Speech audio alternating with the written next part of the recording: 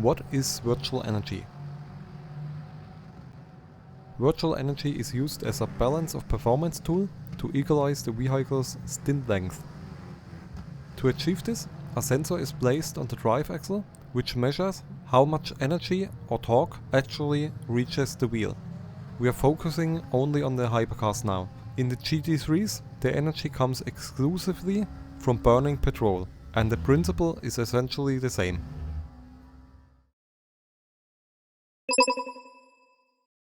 The hypercars are divided into LMDH and LMH.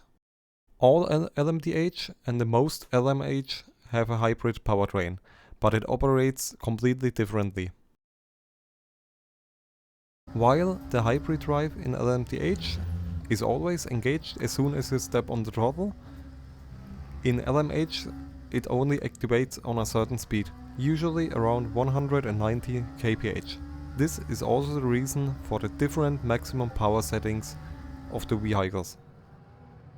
For the LMDH, it's usually 0 to 50 kW, while the LMH can release up to 200 kW, or might not have any hybrid drive at all. The motor mapping or hybrid power setting has absolutely no effect on the lap time or pace. A higher motor mapping does not increase the engine's total power, instead the power and the fuel consumption of the combustion engine is reduced, while the electrical consumption and the power of the hybrid drive is increased. This makes it possible to consume less fuel over the stint and have a lighter car, but the virtual energy will still deplete exactly as if the energy had come from the combustion engine. The sensor therefore does not differentiate where the energy for the wheel drive comes from, but only receives the information energy is coming and how much energy is reaching the wheel. The maximum energy per stint is determined by the 100% virtual energy we can set in the setup. In reality, these values are usually around 900 megajoule per stint for the hypercars and between 678 up to 698 megajoule for the LMGT3s. However, these are constantly adjusted, therefore these numbers might not be current for the next race. What happens if you drive below 0% energy in the race? Then you will get a penalty for it, in most cases a stop and go. If you still have enough fuel on board, you can continue driving. You can drive into the pits, refuel and then serve the penalty. However, if you have too little fuel on board, you will roll to a stop. On the other side, you can take 100% virtual energy but only have enough fuel for 3 laps on board, and logically you will run out of fuel before consuming the 100% virtual energy.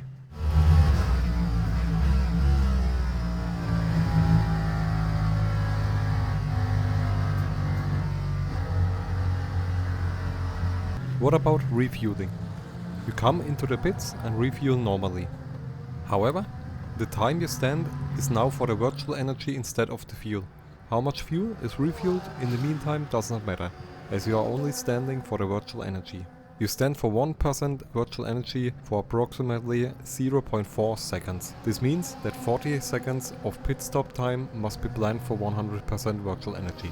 It doesn't matter if you refuel 10 liters or 100 liters of fuel in these 40 seconds, as the pit stop time will remain at 40 seconds and always refers to the virtual energy. But there is a special case. If you adjust the fuel ratio too far upwards, for example from 0.25 to 0.95, you will of course stand longer for the fuel than for the virtual energy. However, this is a special case that almost never occurs and is only mentioned here for the completeness.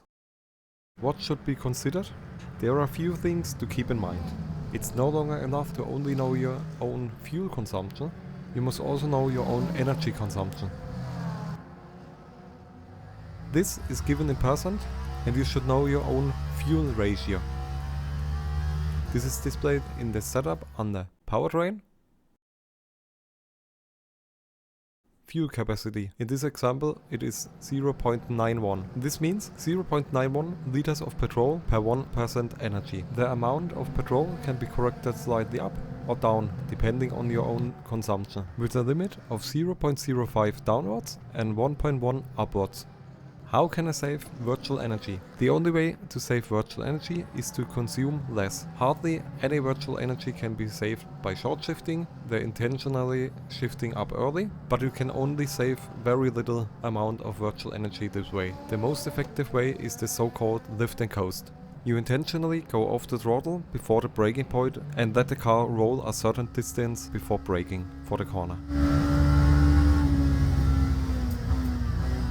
The longer the distance, the more virtual energy is saved, but the slower your lap time will also be.